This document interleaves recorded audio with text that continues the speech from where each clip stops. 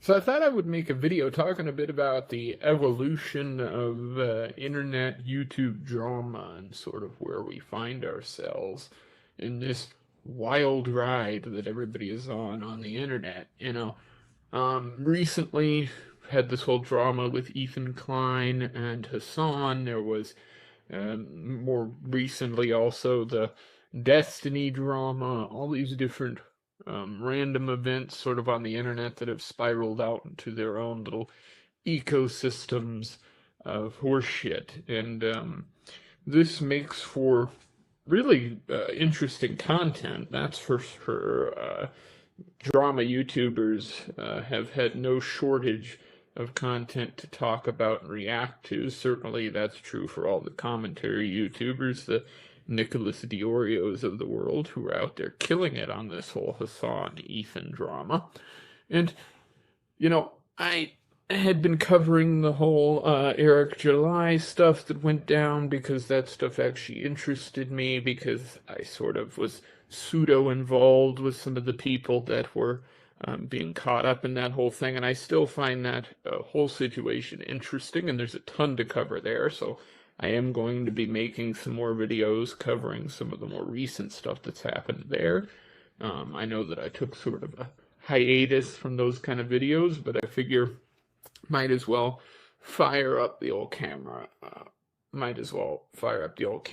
And get editing. So we're going to make some more of that stuff, but I thought I would just sort of come on here, talk a bit about where drama is at on the platform of YouTube and why I think it's got to where it is now, because there's a lot of people I see asking that question on YouTube in the commentary space is, how did internet drama progress into what it is today compared to what it was back in the day? I remember sort of the first big internet drama stories that I sort of remember imprinting themselves in my head was that of the Syndicate Call of Duty game, of course, that involved Wings of Redemption and that whole storm on the internet. And the one I was probably more interested in at the time that it happened, which was the Lol suit. That's Dick Masterson and Maddox. If you don't know about that whole story of the internet, I'd suggest you look up some videos, but Wang did an excellent video on that back in the day and sort of lays out some of the details in a short form. That was sort of my era of the internet. So, I think people often are grappling with this question of, well, how did we get here? It's 2025. The internet has changed. The way that drama is handled has changed. The amount of vitriol, the amount of violence and stuff like that that's involved with a lot of the drama has changed. And to that I say it really hasn't. Rather, the tools have changed and the type of content that's being generated has changed. The culture has changed. And that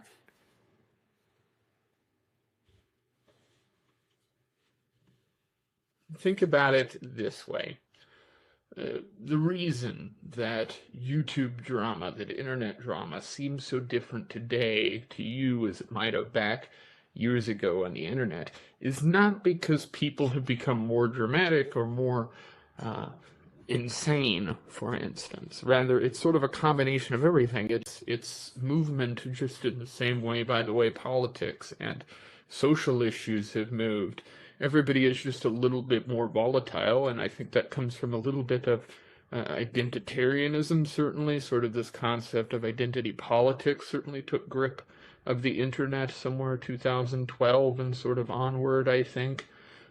Sort of drew some battle lines in the political establishment on the internet, and as a result of that, sort of fractured the content creators and the fan bases.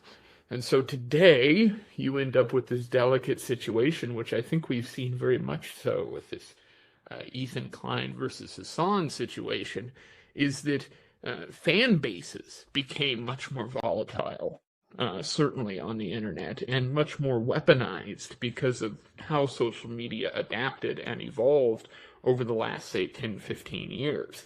So the idea of brigading, stuff like that, just wasn't really a thing in the old internet world. And if it was on a much smaller scale, or involved going to an individual's website or email service or something along those lines.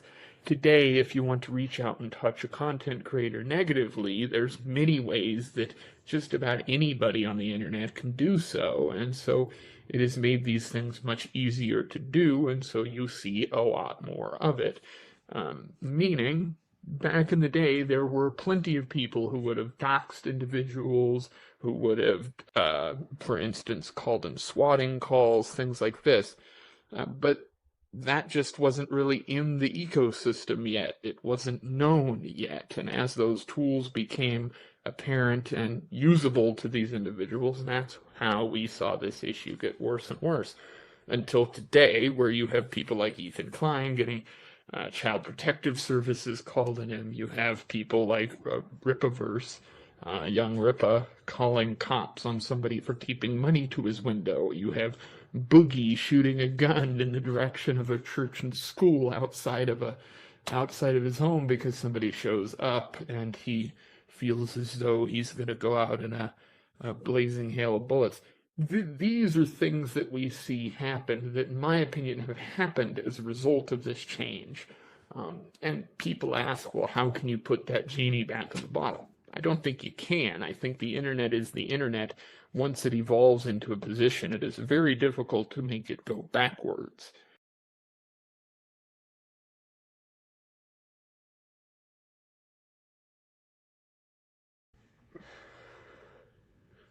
Something I've said is that I genuinely, when I talk about issues that involve sort of internet trauma, I have a tendency to make it very apparent that this is my opinion that I have, and somebody else can have a very different opinion. It's completely possible for somebody to think that young Ripa did nothing wrong, and that he wasn't involved in anything wrong. Of course, I disagree with that, just like in this whole Ethan Klein and Hasan business. I think both of these individuals suck, but I think I'm probably on Ethan's side a bit more with the whole argument, frankly, because of the fan bases. Because Hasan's fan base is clearly unwell. Now, that's not to say I think Ethan's is any better.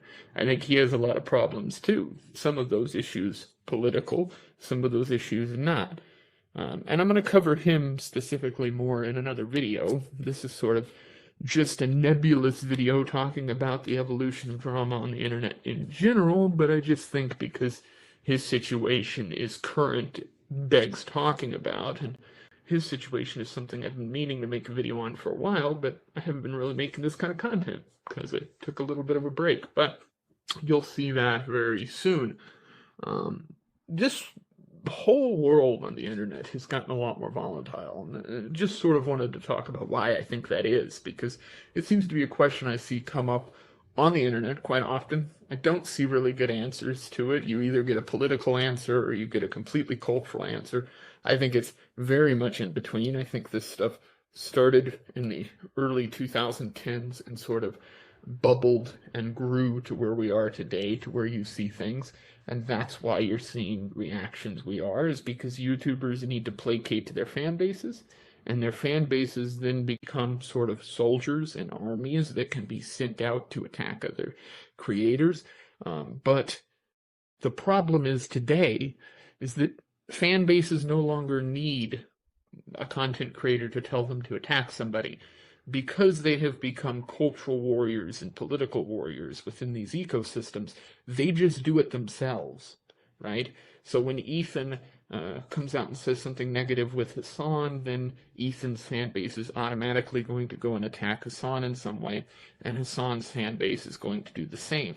The difference is, because of the political ideologies tied up with these individual fan bases, the way that these groups of people will attack individual creators is very different. And there's a damn Grand Canyon in between two sides. And so sometimes you'll see that the right or the middle or any other various political attribute or group you put to it will react much harsher than people have seen before. I think this is apt in the Hasan situation, where obviously I think most people at this point think it's somebody connected to his fan group that was obviously the one who made the call to CPS. I'd say that's probably a good assumption to make, considering some of the things I see his fans say. And so this sort of, again, bleeds into exactly what I'm talking about, where Hasan doesn't have to ask for this to be done. His fan base is crazy enough that they'll do it anyway. Now, do I think Ethan's fan base would do something like that?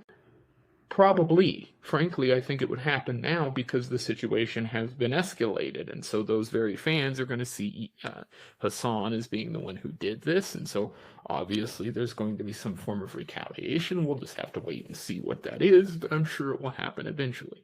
And this whole drama parade will continue on and continue on until somebody legitimately gets hurt or in trouble or banned. And that's the problem, is drama just is less fun these days because it's more volatile and because it involves more real-world consequences than it ever did in the past. And that's a shame to me, because I think ultimately a lot of these drama channels, the commentators of the world, are going to feel that over the years. They're going to notice it more and more as sort of all this stuff adapts and the internet evolves. And I find it a shame that people can't see drama on the internet as fun and sort of separate that from the more serious drama. Today it seems like pretty much all drama becomes serious drama.